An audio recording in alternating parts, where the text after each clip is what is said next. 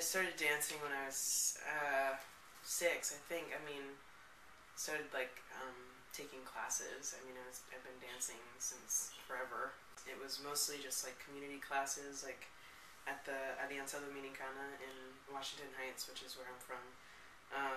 They had like African dance and like traditional Dominican dance, mostly like social dancing. And then when I was 10, I was asked to partake in this, like, my friend Summer was in a teaching program at Columbia, and so she invited me to a composition class that she was teaching.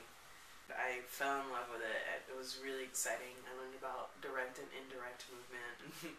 I remember that, and like, you know, just like different compositional classes here and there. And then the following year I started taking technique class, like modern dance technique, like Lamone, and what else did we do? We just like did a lot of release technique. And then when it came time to like choose high schools, I was interested in auditioning for art schools, but I was also on a straight track to become a rocket scientist. I went to a magnet school for math, science, and technology for junior high school. And so I was given the opportunity to like go to California and do a scholarship program over there, but I was more interested in dancing, of course, and my mom was devastated.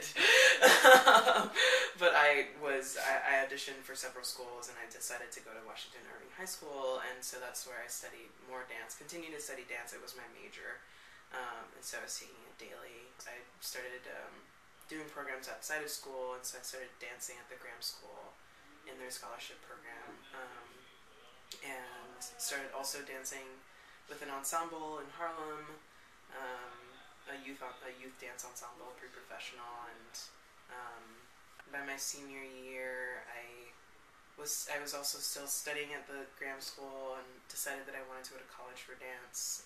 After a lot of debating, because I wasn't sure if I wanted to study dance in college, but then, you know, of course, with a lot of persuasion and a lot of like just wanting to continue to dance in an intensive way, I applied to Cal Arts and went to Cal Arts for 2 years and studied choreography and dance there. And then I came back here. I started dancing with Jody Oberfelder Dance Projects, and that was my first like adult professional experience. I think we went on tour and performed and stuff, and that was cool. I was being paid for it. That was really cool. I am empowering myself. You know what I mean? Like, at least I feel like I've had to empower myself to feel comfortable in this dance community, in this dance genre almost. And because I mean, you know, I trained at the Graham School, and like, the company is not a reflection of me. You know what I mean? Like,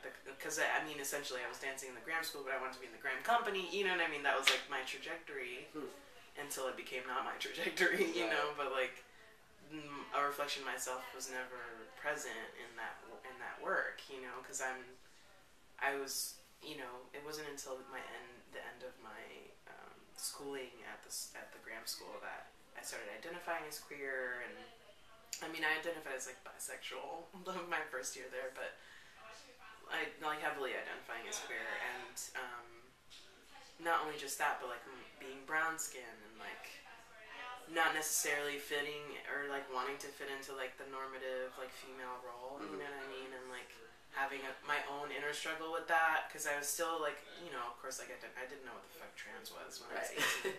And so, you know, like, still just didn't know why I didn't, like, identify with, like, Naya, who was, like, an apprentice for the company. She was, like, a beautiful black woman, but, like, still did not identify with her, and I didn't know why. Like, of course, there was a huge disconnect, but, like, tried so hard to, just never found myself there, you know? And so I think that now I shape those roles for myself in my own work.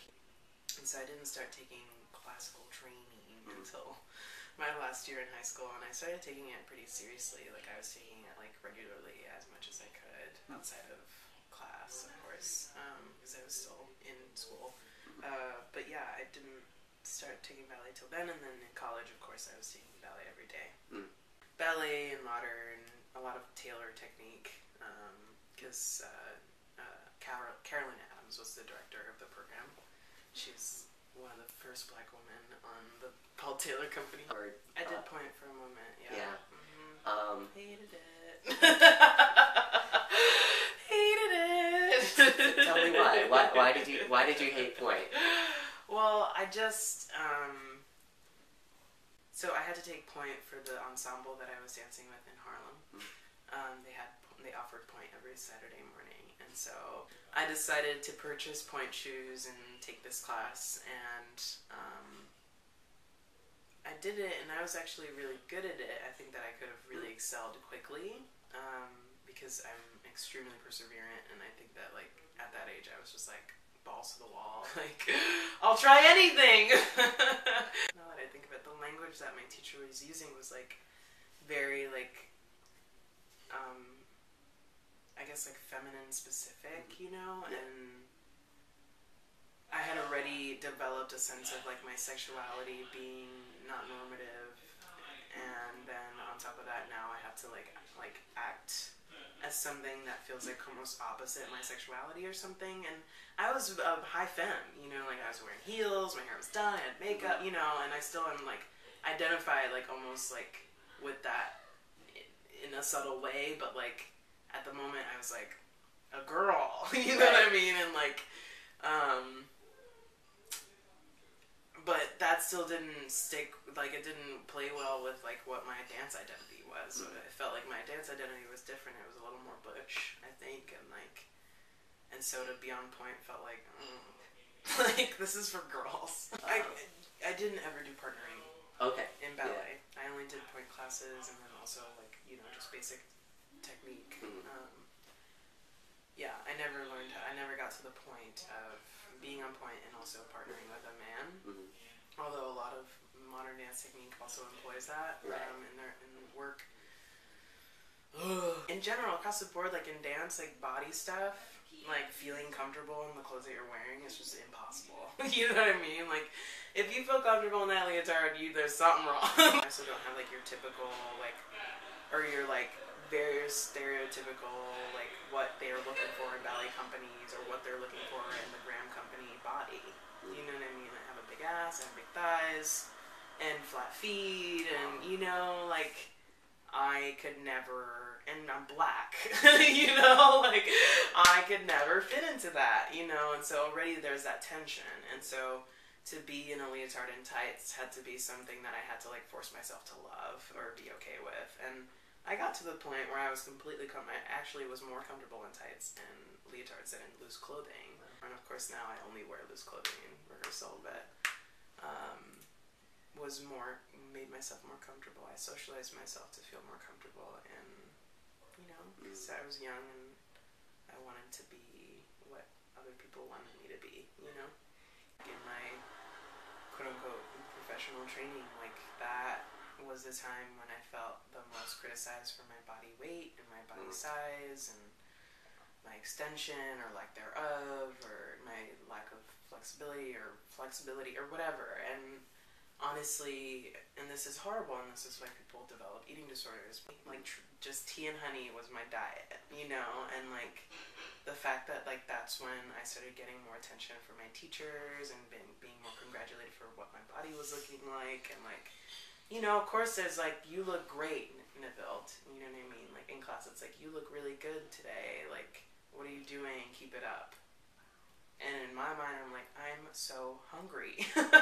You know, like I'm not eating and you're congratulating me for that. Of course there's this like false sense of like, oh my gosh, I am doing better kind of thing, but like what the fuck. But yet that still makes me feel bad, you know. Of course I'm like, I'm bad, you know, like, oh, I'm gonna get skinnier. You know, like get into that, you know. And then I'm like, what am I doing? Like I'm totally healthy, I'm dancing regularly, and you know, at least I'd like to dance more regularly and like whatever. And it's really just about staying healthy for me, I think, now. But there are those moments, like I was on tea from last December until really recently. I stopped taking tea because of emotional health situations, and it was changing my body, of course, and like it seemed as though that, well, I gained a shit ton of weight. I gained so much weight, but it wasn't just like I gained weight on the scale. I was also like getting thicker, you know, and of course that like is what tea does. But like I was just like, like I don't know if I like this. You know what I mean?